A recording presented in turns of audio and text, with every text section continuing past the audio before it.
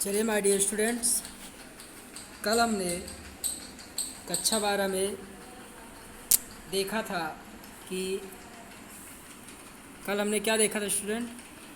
कल हमने देखा था संकलित ग्राम विकास कार्यक्रम IRDP के बारे में। कल हमने क्या किया था, देखा था। तो IRDP के बारे में हम देख रहे थे कल। तो हमने 6 तक पढ़ा था, ठीक है। गंगा कल्याण योजना तक, कहाँ तक पढ़ा था? गंगा कल्याण योजना तक हमने पढ़ा था। तो आज हम इसी के आगे पढ़ेंगे। क्या पढ़ेंगे स्टूडेंट? आज हम इसी के आगे पढ़ेंगे। क्या पढ़ेंगे? तो उसमें पढ़ेंगे कि किस प्रकार से सरकार गरीबी घटाने का प्रयास कर रही है और गरीबी घटाने के प्रयास के अंदर कौन कौन से सरकार कार्यक्रम चला रही है, उसके बारे में हम जानेंगे। ये हमारा वीडियो का 8वां भाग होगा। उम्मीद करता हूँ आपको ये समझ में आए। हमारा कौन सा भाग होगा ये वीडियो का? तो वीडियो का ये 8वां भाग होगा। तो हमारा ये क्या है? पार्ट 8 है। वीडियो का पार्ट 8 है। चलिए अब हम अपना शुरुआत करते हैं। देखिए स्टूडेंट, 1 अप्रैल 1999 में IRDP एवं उसके साथ संकलित अन्य योजनाओं को सम्मिलित करके सरकार ने क्या किया? सरकार ने स्वर्ण जयंती ग्राम स्वरोजगार योजना, उसका नाम बदल दिया। क्या नाम कर दिया? स्वर्ण जयंती ग्राम स्वरोजगार योजना नाम बदलकर उसका कर दिया। तो इतना आपको समझ में आया होगा। क्यों ऐसा किया? इस योजना में छोटे छोटे गांवों उद्योगों का विकास करके साथ में स्वयं सहायता समूहों की ढांचागत मदद करना सम्मिलित था। मेरी सरकार ऐसा चाहती थी कि वो क्या कर सके, इस योजना के माध्यम से गरीबों को एक रोजगार के छत के नीचे ला सके। इसके तहत क्या किया गया? स्वयं सहायता समूह की ढांचागत तकनीक ऋण उत्पादित वस्तुओं के बाजार हेतु ग्रामीण गरीबों को उपलब्ध कराया गया। यानी कि ग्रामीण गरीबों को ऋण मिले, उचित तकनीक मिले, उत्पादित वस्तुओं का बाजार मिले। इन सभी उद्देश्यों से संकलित ग्रामीण स्वरोजगार योजना क्या हुई? शुरू की गई है। उम्मीद है इतना आपको समझ में आया होगा। चलो स्टूडेंट, अब हम हमारे अगले टॉपिक पे आते हैं। इसी में हमारा अगला टॉपिक है कि वैतनिक रोजगार। क्या स्टूडेंट हमारा अगला टॉपिक? हमारा अगला टॉपिक है वैतनिक रोजगार। चलिए हम वैतनिक रोजगार के बारे में देखते हैं। देखिए स्टूडेंट, वैतनिक रोजगार कार्यक्रम होता क्या है पहले जान लेंगे। ऐसा रोजगार कार्यक्रम जिसके अंदर सरकार रुपया चुकाती है। जैसे इन कार्यक्रमों के द्वारा गरीबी उन्मूलन के लिए व्यूह रचना का एक भाग है। एक ऐसा कार्यक्रम है जिसके माध्यम से सरकार क्या करती है? गरीबी को हटाने का प्रयास करती है। यह बहुआयामी उद्देश्य रखता है। वैतनिक रोजगार के कार्यक्रमों का लक्ष्य ऐसे गरीब थे जिनके पास भौतिक श्रम के अतिरिक्त कोई साधन नहीं था। यानी वो मेहनत के अलावा कुछ नहीं कर सकते। उनके पास ना ज़मीन थी ना घर था, केवल वो मेहनत करके ही कुछ अर्जित कर सकते थे। तो स्टूडेंट, यहाँ पर हम बात करेंगे कि किस प्रकार से सरकार क्या किया है इनके लिए। ये कार्यक्रम सिर्फ खेती के अतिरिक्त मौसम में स्वरोजगार ही नहीं उपलब्ध कराते, बल्कि अगर बाढ़ आ जाए, अकाल आ जाए, कोई प्राकृतिक आपदा आ जाए तो उसके दौरान भी ढांचागत सुविधा उपलब्ध करवाते हैं। इन कार्यक्रमों के अंतर्गत गाँव में ढांचागत सुविधाओं का विकास किया गया एवं श्रमिकों को उचित वेतन प्राप्त हो, ऐसे प्रयास किए गए। वैतनिक रोजगार कार्यक्रम में कौन कौन से रोजगार हैं? जवाहर रोजगार योजना, रोजगार गारंटी योजना इत्यादि का इसके अंदर समावेश किया गया है। तो उम्मीद है ये वैतनिक रोजगार आपको समझ में आया होगा। स्टूडेंट्स, अब हम बात करते हैं यहाँ पर। अगला है हमारा प्रधानमंत्री ग्रामीण रोजगार योजना की हम बात करेंगे।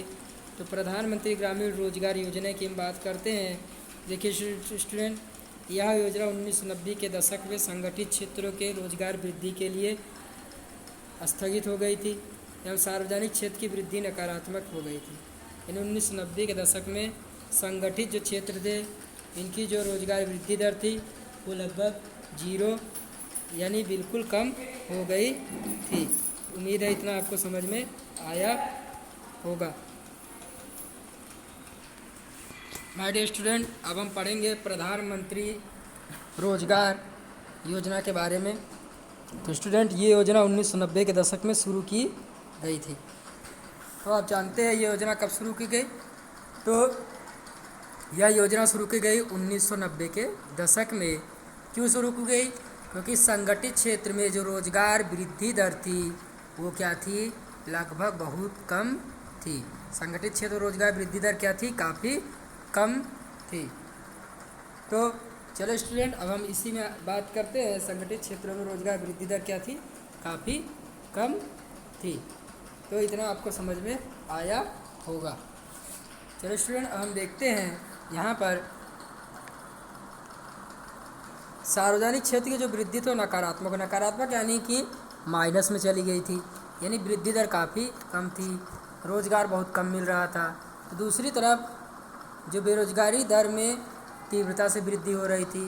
इन परिस्थितियों में सुधार के हेतु क्या किया गया? प्रधानमंत्री रोजगार योजना शुरू की गई, जिसका मुख्य उद्देश्य शिक्षित बेरोजगारों को मदद करना था। यानी जो लोग शिक्षा प्राप्त किए हुए थे उनको क्या करना था? रोजगार दिलाना था। डियर स्टूडेंट, अब हम इसी में बात करेंगे नरेगा की हमने बात कर लिया। अब हम आगे बात करेंगे। हमारा अगला टॉपिक है राष्ट्रीय रोजगार गारंटी कानून। राष्ट्रीय रोजगार गारंटी कानून हमारा अगला टॉपिक होगा स्टूडेंट।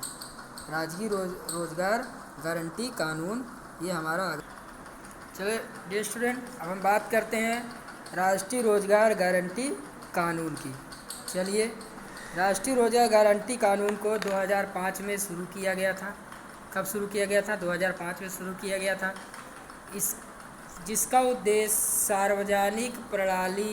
सार्वजनिक निर्माण कार्यक्रमों के अंतर्गत संपत्ति का निर्माण कर प्रतिवर्ष ग्रामीण, शहरी, गरीब, निम्न मध्यम वर्ग परिवार के एक व्यक्ति को कम से कम 100 दिन का रोजगार उपलब्ध कराया जाए। नरेगा के अंतर्गत ये नियम था कि ग्रामीण, शहरी, निम्न मध्यम वर्ग परिवार के किसी एक व्यक्ति को 100 दिन तक रोजगार उपलब्ध कराया जाए। 2009 में नरेगा में सुधार करके उसका नाम महात्मा गांधी राष्ट्रीय ग्रामीण रोजगार गारंटी योजना मनरेगा कर दिया गया। आप बहुत बार सुनते होंगे गाँव में कि मनरेगा के तहत क्या हो रहा है? सबको काम मिल रहा है। चलिए स्टूडेंट, अगला टॉपिक है आवास योजनाएं। हम आवास योजना की बात करते हैं तो भारत के गाँवों में आज भी अधिकांश लोग गरीबी रेखा के अंतर्गत रहते हैं। क्या कर रहे हैं? गरीबी रेखा के अंतर्गत रहते हैं। तो हो क्या रहा है स्टूडेंट? कई लोगों को क्या हो रहा है कि उसके पास अच्छे मकान नहीं है, अच्छा घर नहीं है, क्या हो रहा है? झोपड़ी बना के रह रहे हैं। तो सरकार क्या कर रही है कि गरीबों को उचित आवास मिले। 1985-86 में ग्रामीण क्षेत्र में जो गरीबी रेखा के नीचे जीने वाले लोग रहते थे उनके परिवारों एवं अनुसूचित जनजाति वर्ग को मकान की सुविधा उपलब्ध कराने के लिए इंदिरा आवास नामक योजना चलाई गई, जिसका नाम था इंदिरा आवास योजना, IAY। इसका नाम क्या था? IAY नाम रखा गया था स्टूडेंट। क्या रखा गया था? IAY नाम रखा गया था। इस योजना का नाम क्या रखे थे? IAY यानी इंदिरा आवास योजना। इसके बाद 2013-14 में राजीव गांधी आवास योजना आई। इसके बाद शहरी क्षेत्रों के परिवारों को, झोपड़पट्टी में रहने वाले परिवारों को, शहरी क्षेत्र में तेज़ बढ़ती गरीबी को आवासों की समस्या को ध्यान में रखकर 25 जून 2015 को गरीबों के लिए प्रधानमंत्री आवास योजना शुरू की गई। इस आवास योजना में जो गरीब परिवार हैं उनको आवास की सुविधा उपलब्ध करवाना है, परंतु साथ साथ रोजगार सर्जित, क्योंकि जब मकान बनेगा तो मजदूरों को क्या मिलेगा? रोजगार मिलेगा। जो मकान बनाएंगे उनको क्या होगा? रोजगार मिलेगा। तो उम्मीद है इतना आपको समझ में आया होगा। चलिए हम आगे बात करते हैं। अगला है सामाजिक सुरक्षा की योजनाएं। देखिए स्टूडेंट, सामाजिक सुरक्षा की योजनाओं में कौन कौन सी योजनाएं हैं, तो देखिए भारत में गरीबी घटाने की व्यूहरचना के फलस्वरूप सामाजिक सुरक्षा की योजनाएं चालू की गई। इसमें किया क्या गया, असंगठित क्षेत्र के मजदूरों को 9 मई 2015 को अटल पेंशन योजना अमल में लाई गई।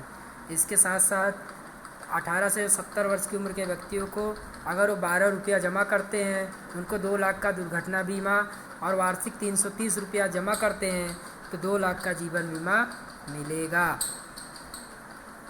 कृषि क्षेत्र में किसानों की फसल नष्ट हो जाती है तो उनको प्रधानमंत्री फसल बीमा योजना भी दी जाती है। चलिए स्टूडेंट, अब हमारा अगला टॉपिक है जनधन योजना। आप सभी ने इसके तहत अकाउंट खुलवाया होगा। मौद्रिक समावेशी द्वारा गरीबी के मूल पर चोट करने के लिए महत्वाकांक्षी योजना प्रधानमंत्री जनधन योजना है। इस योजना का 28 अगस्त 2014 को लागू किया गया था, जिसमें पहले दिन ही 1.5 करोड़ खाते खोले गए, जो एक विश्व रिकॉर्ड है। 8 जनवरी में की संख्या 12.58 करोड़ हो गई, जिसमें 10,590 करोड़ रुपए जमा किए गए। जनधन योजना का महत्व का लक्षण क्या है स्टूडेंट, तो जनधन योजना का महत्व का लक्षण है कि प्रति आबादी बैंकिंग सेवा जुड़े, यानी सभी लोग बैंकों से जुड़ जाएं। प्रादेशिक असमानता घटे, जिसके मूल में सरकार गरीब परिवारों को दी जाने वाली सहायता सीधे बैंक राशि मिले। यानी पहले क्या होता था, सरकारें पैसा देती थी तो बिचौलिए क्या करते थे, पैसे क्या करते थे, खा जाते थे। तो ऐसा ना हो, इसलिए सरकार क्या कर रही है, सीधे लोगों के बैंक खातों में पैसा जमा करेगी। इससे क्या होगा, सीधा उन्हें पैसा मिलेगा, सीधा उन्हें पैसा मिलेगा। जनधन योजना की मुख्य विशेषता यह है कि इनमें शून्य रकम है, यानी इसमें आपको कोई डाउन पेमेंट भरने की ज़रूरत नहीं है। आप 0 बैलेंस से खाता खोल सकते हैं और अपने खाते से आप खाता खुलवाने के 5 महीने बाद उसमें से 5,000 रुपया अधिक निकाल सकते हैं। यानी आपके खाते में पैसा हो चाहे ना हो, फिर भी आप 5,000 रुपया क्या कर सकते हैं स्टूडेंट, निकाल सकते हैं। तो उम्मीद है इतना आपको समझ में आया होगा। इस योजना का मुख्य उद्देश्य था कि इस योजना को 26 जनवरी से पहले खाता खुलवाने वालों को बीमा का लाभ देने की घोषणा भी की गई है। इसके तहत यहाँ पर प्रधानमंत्री जनधन योजना